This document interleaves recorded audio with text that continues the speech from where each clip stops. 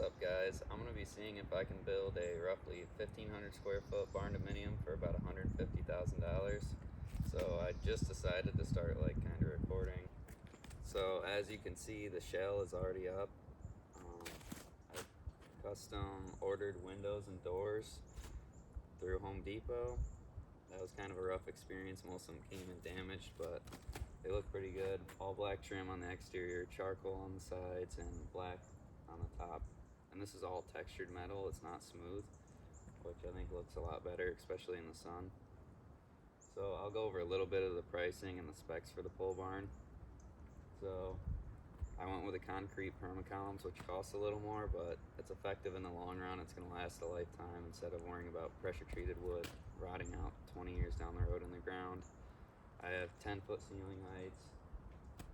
The windows are roughly, I think they're 39 by 60, and the doors are 36 by 80, kind of standard for the doors. But I have $38,000 into the shell and roughly $6,800 into the windows and doors. Plus the garage door, I got a couple quotes. It's going to be around $6,000, so I'll have about $50,000 into the shell alone, which leaves me about $100,000 to play with for the rest of this. But I did spend, I think, $5,000 on fill plus temporary driveway for now. Today I'm going to be doing, I think I'm going to put the ATS in and maybe some soffit lighting. I'm going to wait for the ground to thaw out a little bit. I have to do a French drain across here because currently I have a river running through the house. But before I do that, probably in the next video, I'll trench my well line in and the pipe from my meter panel combo into my panel into the house. Stay tuned. Alright guys, so here's my meter panel combo. I'm going to be putting the ATS right here next to it. So a helpful trick if you're doing this alone, I stub the pipe over first so I can put that in a knockout, and it'll kind of hold it up for me while I'm screwing it to the backboard and leveling it up. But we'll get right to it.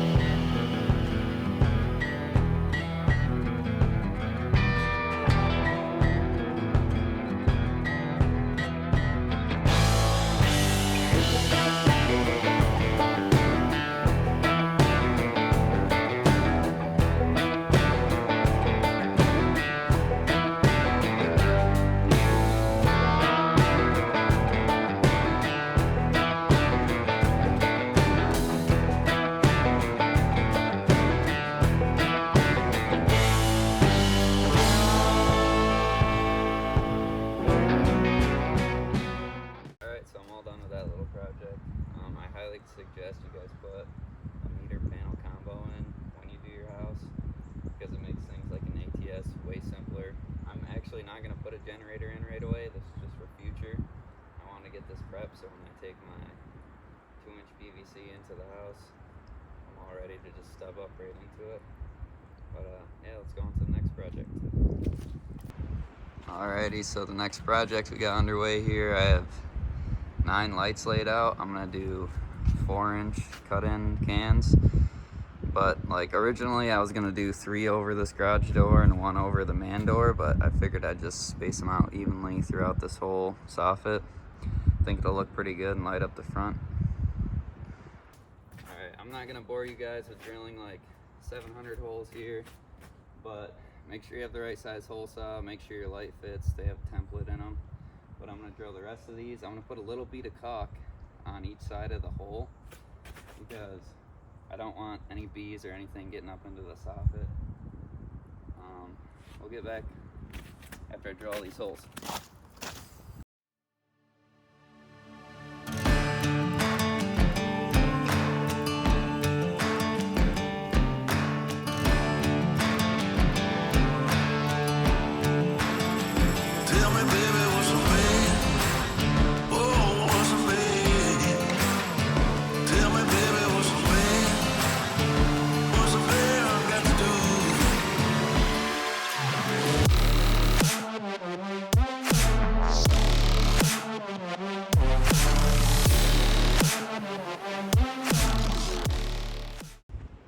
Alrighty, I got all the lights in.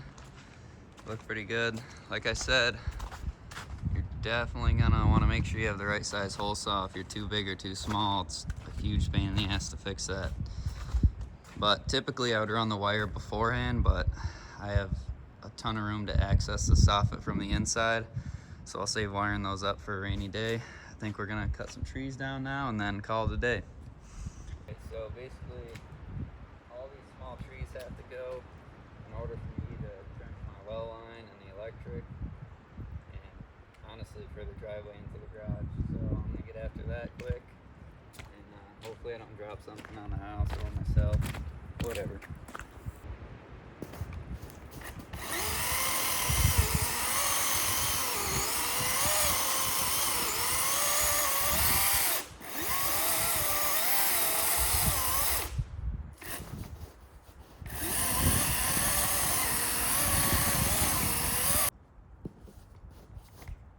Alright guys, so hopefully with that notching right there, it's gonna fall that way, but you never know.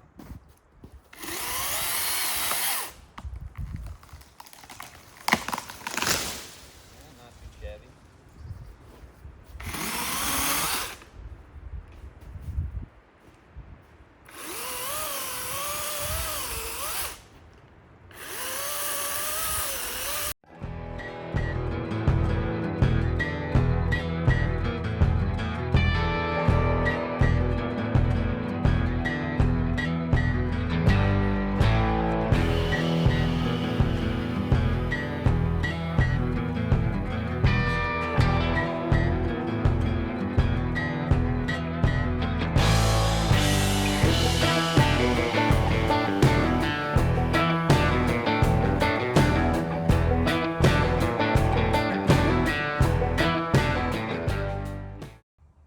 So I got some quick set locks and the smart code lock for the front door.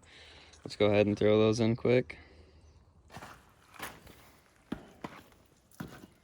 Alright guys, this process should be pretty straightforward, and the quick set locks are really nice because they're so easy to rekey. So that's why I went with those. You definitely don't want to mix and match them, because then you're just asking for problems down the road. Alright, so when you guys do this step, you're gonna want to make sure this hole here is in the center. There's pins here to adjust this, so well, whatever, you get the point. But now mine's centered. I'm gonna screw that in and then move on to the handle.